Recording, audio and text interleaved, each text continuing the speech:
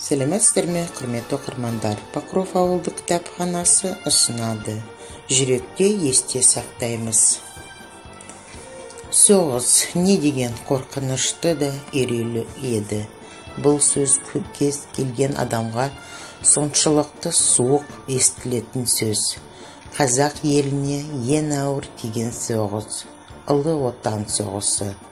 Бұл соғыста көптеген қазақ азаматтары қаза тапты.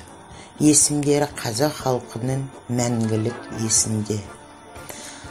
Шығыстың қос жұлдызы атанған Мәншүк пен Әлия, Талғат Бигелдинов, Бауыржан Момышұлы, Рахымжан Қашқарбаев және тағы басқа мақтан тұтарлық аталарымыз. Ерлік естері кейінгі ұрпақ біздерге үлгі болмақ. Жүректе есте бәріміз сақтаймыз.